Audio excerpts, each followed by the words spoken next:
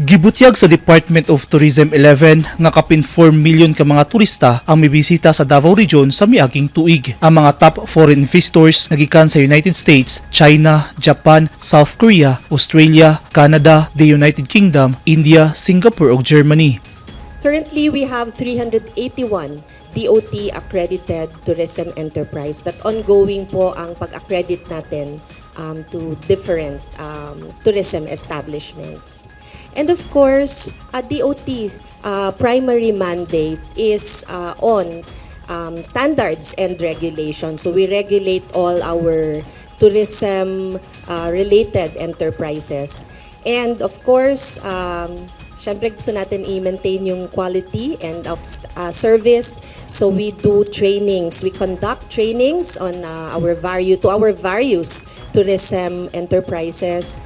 And of course, we market Davao. Giyawag sab sa DOT-11 nga i-prioritize ang mga DOT accredited enterprise alang sa ilang mga tourism activity nga himuon sa Davao Region. Padayon karon ng Department of Tourism 11 sa pagtabang sa tanan nilang tourism stakeholders sa capacity building, ingon man pag-promote sa local products ug local services sa Davao Region ngadto sa mga turista. Sumala sa DOT-11 nanguna gihapon ang cultural tourism sa ginadayo sa mga turista. Lakip sa ginadayo ang nature, sand and beach, farm tourism, dive and adventure ug ang meetings, incentives, conference and exhibitions tourism kun mais. We also have tourism policy formulation and planning program. So we continue to assist all our tourism stakeholders on mga capacity building. We help them in tour package development. We continue to mentor because we do need to collect data. So we do basic tourism statistics for accredited establishments. And we continue to assist our LGUs and the private sector on tourism awareness and other capacity building. And also we conduct region-wide assessment and validation. We have this program on promoting to localize yung mga ating mga establishment to help them promote local products, local services. Aktibo sab ang Department of Tourism 11 sa mga roadshow ug foreign engagement.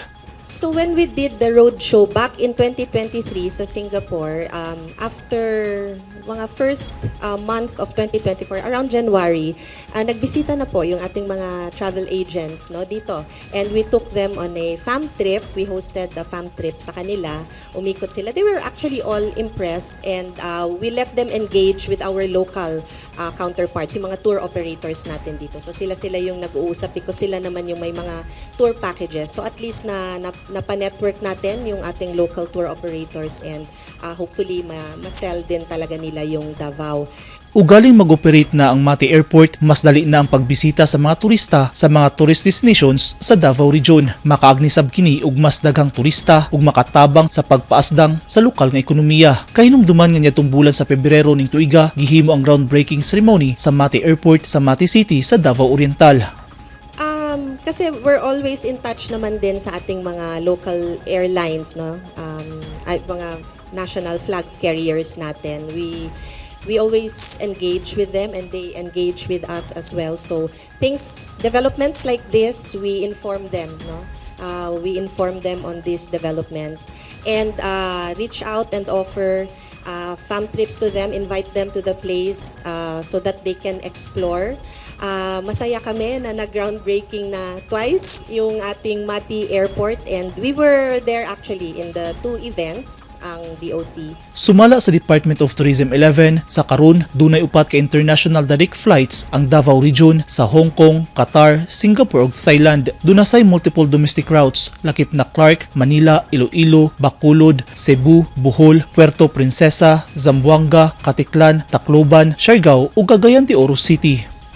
Eugene Hinutan, Newsline Philippines. Stay safe.